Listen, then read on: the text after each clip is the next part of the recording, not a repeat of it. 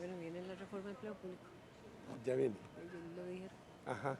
Todos los pluses los van a cambiar, hay 123 pluses salariales, van a buscar el Es salario que único. Yo no sé cómo van a lo que lograr debería, aplicarlo, porque lo que Migración es, quiere aplicarlo a todos los empleados. pero Todos. lo que debes tener es un buen salario, no tienes que tener pluses. Eso es lo que ellos están Es que si eliminas dedicación exclusiva o prohibición. Ya. Ok, 7:51, estoy lista. Uh-huh.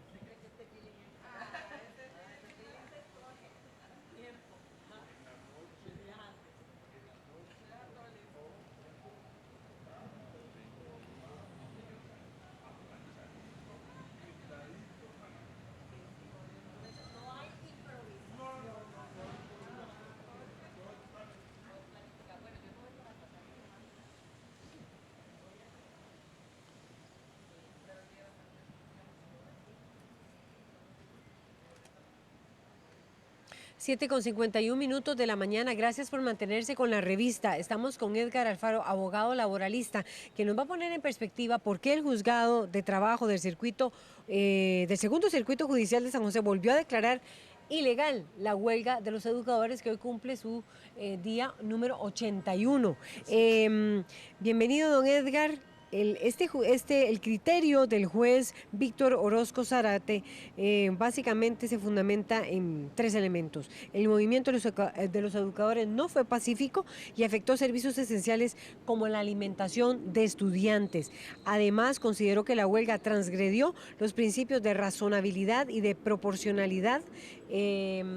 Quisiéramos que usted nos pusiera en perspectiva cómo ve usted esta resolución, que además queremos informarles que esto es una resolución de un tribunal de primera instancia, por tanto puede volver a ser apelada en segunda instancia. Buenos días, Edgar Alfaro. Buenos días, doña Laura, buenos días a toda la distinguida teleaudiencia. Efectivamente, el tribunal mantiene los argumentos esenciales con los que declaró ilegal la huelga en primera instancia. Contestó a las objeciones que se le dijeron que tenía que corregir, pero para mi juicio el tribunal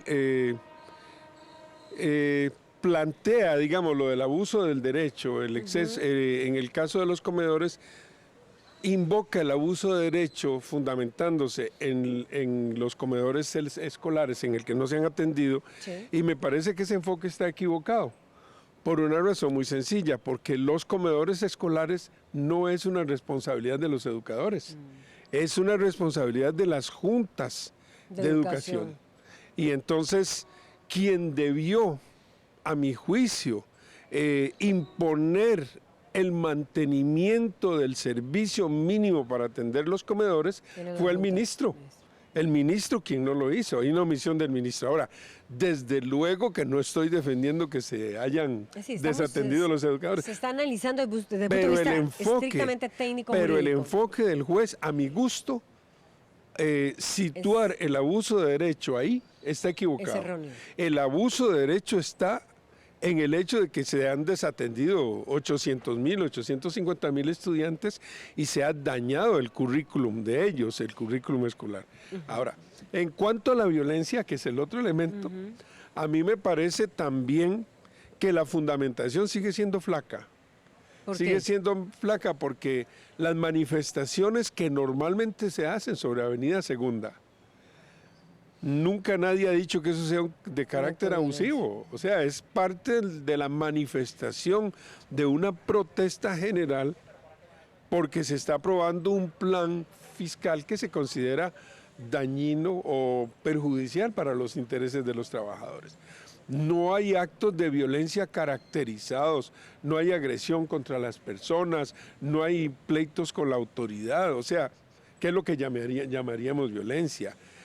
Es presión pública, porque la huelga, si no tiene presión, no es huelga, o sea, no tiene ningún sentido. Pero no es un acto de violencia, es lo que usted Pero tiene yo no veo que haya ahí actos de coacción o de violencia de los que condena la Constitución. Y me parece además que si alguna persona cometió violencia, como en el caso de Recope, donde se determinó que una persona provocó daños, se condena a esa persona, pero no se condena todo el movimiento de huelga. O sea, la huelga es un derecho constitucional otorgado a las personas y las personas lo ejercen ellas mismas. Entonces no hay una razón para condenar toda la huelga. A mí me parece, sinceramente, me parece que el fallo no está bien fundamentado. A mí me llama la atención del fallo que se considera que la educación sí era un servicio esencial, sí tocó un servicio esencial, Ok, que es muy- la alimentación. Y muy, eso me parece un muy, elemento muy, no sí. nuevo que se integra en esta resolución del juzgado de trabajo. ¿Por qué Muy se consideró importante, muy esencial importante, muy cuando importante no su es así pregunta. considerado por la Organización Internacional del Sí. Trabajo? No, muy importante su pregunta. La educación es un servicio público, pero no necesariamente toda la educación es un servicio esencial.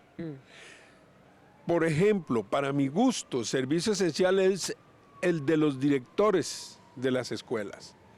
Porque por eso le digo, la pregunta es muy importante por lo siguiente.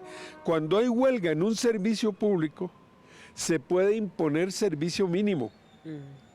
Y los que sea necesario para garantizar la seguridad, la salud o la vida de las personas. Evidentemente que si hay comedores escolares que atender, el ministro puede imponer servicio mínimo y eso está de acuerdo con lo de la OIT.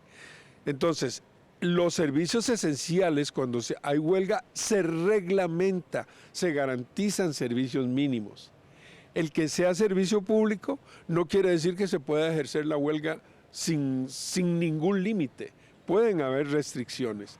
La OIT acepta 3 tipos de restricciones en materia de servicios públicos. La simple reglamentación estableciendo plazos, ciertas modalidades, un preaviso de huelga, una negociación previa. La de el servicio mínimo, donde a un grupo de categorías se les puede prohibir el derecho de huelga y está previsto todavía en el Código de Trabajo. Eso no se derogó en la reforma. Queda establecido que para los trabajadores que son indispensables para mantener, garantizar La vida, la salud, la seguridad. seguridad, salud y vida, SSV, se puede restringir el derecho de huelga y se debió hacer. Es una omisión del señor ministro, y lo digo con todo respeto, estamos hablando de un análisis jurídico. 3 reglamentaciones, o sea, regulaciones, limitaciones, prohibición para los que son absolutamente indispensables y prohibición total cuando el servicio público no permite ser suspensión. Como por ejemplo la policía penitenciaria, la policía judicial, etcétera. Muchas gracias, Edgar Alfaro, por ponernos en perspectiva lo que fue esta resolución de la Sala Constitucional sobre la ilegalidad de la huelga de educación. Bueno, esperaríamos entonces una posible apelación. Regresamos al estudio principal con más información.